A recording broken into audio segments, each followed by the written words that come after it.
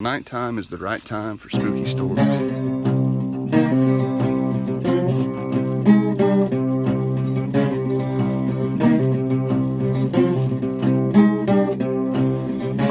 thought it was coming in. I mean, it scared the fire out of me. This will give you kind of chills. I sit up from my bed and I started screaming.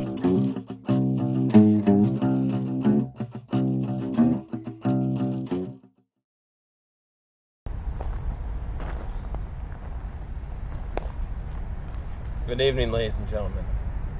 Welcome to Midnight Ghost Tales, where everyone has their own story to tell. Have you heard strange sounds in your basement? Perhaps there's just more to it than that. Have you looked up in the sky one night and see a UFO flying overhead and you just had to tell someone? Maybe you were camping in the woods and ran into Bigfoot. Listen. Everyone has experienced some sort of supernatural or a mysterious phenomenon in their life, and we're here to tell the stories. We got a very special story for you on our first one of Midnight Ghost Tales.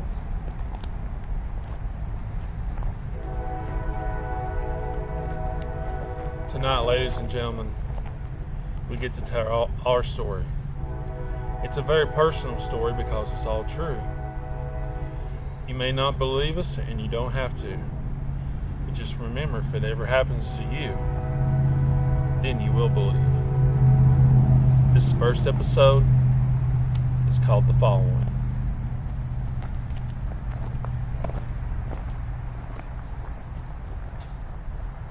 One of our friends was into paranormal stuff and ghost hunting and that sort of stuff. Her and another friend of hers got equipment, and they were really into the paranormal thing. And of course, me and my other friend, we were just kind of like, we were skeptical about it, But we just, my friend said, "Hey, you guys want to go to this cave? It's called Indian Cave. It's in Granger County, Tennessee." And we said, "Hey, you want to go to this cave? It's supposedly haunted, and we're gonna go see if we can just like speak to the spirits there and see if we can pick up anything or whatever." And we were kind of like, "Okay, sure."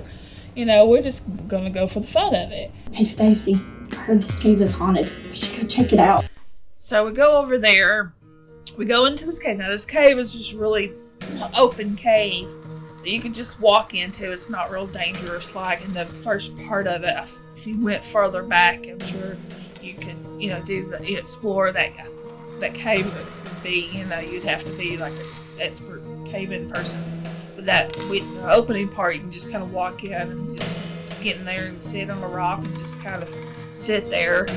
And that's what we were doing. And so we were sitting there, and they took some candles and had some flashlights, and because it was dark, it was late at night,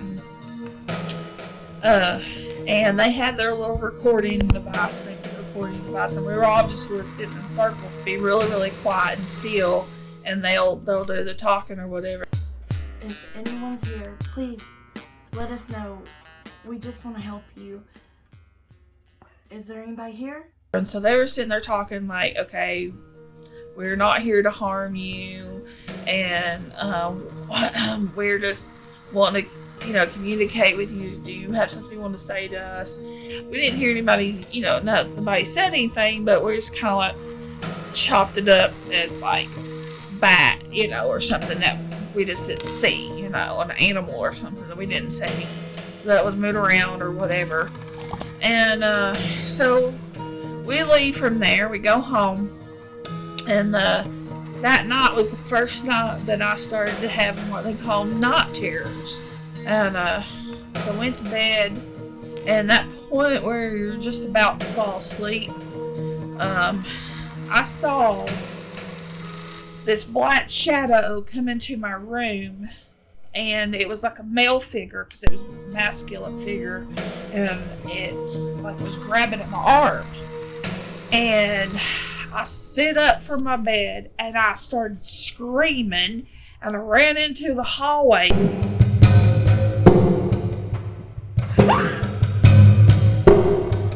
Because I felt like it was grabbing at me. And my mom come out there like, what's going on, you know? And it's like I woke up and realized that I'm out in the hallway. And I was like, whoa, this is, you know, what? It's freaky. So I was kind of like, man, that's the first time I ever experienced that sort of thing before. And my mom had took off to Florida she's a nurse, and she went down there to help. They had a hurricane, and she went down there to help the hurricane victims.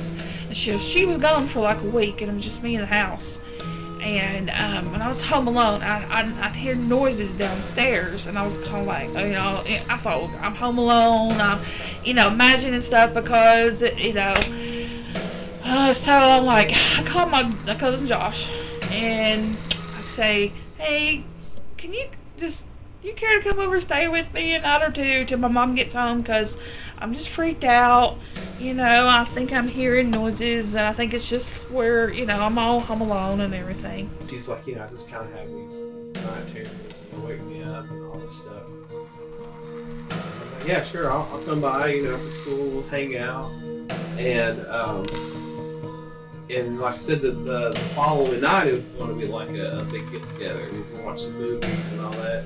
Just so she wouldn't be by herself when Mom was out of town.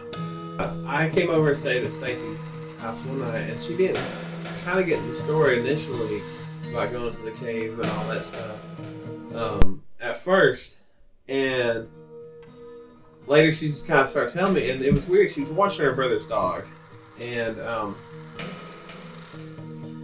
she said that things started creeping her out, you know, that she just kind of had these bad dreams, and it's like the house just kind of gave me this weird feeling it's never had before. I mean, I've been over a house since I was a little kid, and it never gave me that kind of like something watching me kind of feeling before. And the dog would just kind of start looking at the corner, started barking around at random stuff. I mean, he did it like all night long. I mean, I was trying to go to bed, I was trying to sleep, and the dog started barking at the door. And I was like, Stacy, this dog is freaking me out. And like I said, she just kind of let me in on the story, but she's like, I don't want to tell no one because I don't want anyone to think I'm like crazy or whatever. So I was like the lights kind of had like a dimming thing going on and all this stuff, and I was like, your house just gives me the creeps. Man, I don't know about you, but this story's giving me the cold chills. Man, I tell you, I don't know what's going to happen next, but I'm definitely going to stay tuned. Maybe you can send in your story, and we can see what happens in your story as well. I had my other cousin Adam and my Josh's girlfriend at the time came over. We left. My cousin Adam stayed back at our house, and we left to go take a friend of ours home. And when we got back, my cousin Adam's running out of the house. It's like, okay, so I'm staying there, and I ain't gonna lie, I'm starting to get a little scared because, hey, I'm not the kind of person that likes to be in a big old house by himself. I can hear screeches and stuff upstairs, and that's kind of freaking me out. It almost sounded like someone was turning the lights off. It was really bothering me. It was really scaring me. And but anyway, they had a little dog named Gus, and he kind of crawled up beside me. I was on the couch, he was down, crawling right beside me and stuff. So I was feeling a little bit better. Well, next thing I know, I noticed the TV came off by itself. Now that may not have been anything, you know. But anyway, I'm trying to sleep, but I'm only kind of like half asleep at this point. Well, something comes up and just like grabs me, it starts shaking me and screaming into my ear. So I jumped up and run outside. Well, as soon as I'm running outside, they happen to be pulling up. We pull up. Next thing I know, Adam runs panicked out of the house. Because first thing Adam does is he pops in the car and he says, "Stacy, there's something in your house. There's something in your effing house." And that scared me to the core. Because me and Stacy kept experiencing weird stuff that night before. Thing is, we never told Adam any of it. Because we didn't want to freak people out. We were going to have a fun get together. We were going to watch a movie. We were going to have it. We didn't tell Richard. I don't remember if Andrea heard about it, but the original was Stacy just had nightmares. Well, she told us later that, you know, some weird stuff's been going on. Adam didn't know anything. And for him to come out running that scared, saying there's something in the house, freaked me out. I remember it's been a long time. And we were just kind of like, whoa, this is freaky. And then after that, I continued to have the night terrors or whatever, but I didn't hear any more things moving around. But my cousin Adam said at his house he started having things move and making noises. And then weird things started happening. Like I started seeing lights, like little blue balls of light, man, just like little orbs. And then I would see, I would hear voices, like, I hate to say it, but they sounded demonic, like demonic voices and stuff, like talking to me and stuff. Like I could be getting into the car and I'd hear a voice or something, like real sudden things, you know. So I never will forget too, I would see shadows on the wall. And I went to one of my friend's house and I was staying the night and I was watching a movie. All at once, I got kind of scared, so I turned the TV off and I was kind of laying out on the couch. And the shadow of a hand came across the wall. And it was weird because it came across the wall and then it was like the hand just did one of these and it pointed at me like that. And that shook me up because here I am, I'm hearing voices, I'm seeing lights, and now I'm seeing shadows in the wall. So, you know, all these things are happening and I'm a mess. I have to, at that point in time, I needed someone to stay with me all night long. I would literally stay up all night because I was too afraid to go to sleep. So it's funny because when Adam turns to me, it's like, I'm having trouble sleeping alone. You want to stay at my house? And I was like, well, that's funny. Stacy said the same thing to her. So I was like, yeah, man, I'll sleep over with you. And it was funny because I remember that night I was laying down just kind of dozing off because, you know, it was real late. And Adam kept waking me up and said, hey, man, stay awake with me. Oh, okay, you know. So I remember we're sitting on this couch he had in his bedroom, and he had a mirror kind of on one side, and I was just kind of leaning across it, you know, looking into the mirror. And Adam was just like, "Sorry, man, I don't mean to keep you up. I keep seeing stuff and all that stuff. It's okay." Well, suddenly, from the reflection of the mirror, I look up, and there's this flash, like a flash of a camera. But it didn't come from off a window, it didn't come off of a mirror. It appeared from the middle of the wall, just a flash of light. And I jumped up and I said, Adam, I just saw one of your lights. And they said, I'll tell you, man. I said, it looked like a camera flash, just appear out of nowhere. And he's like, that's what I've been seeing. And I've been seeing all this weird stuff, these weird lights, these weird shadows.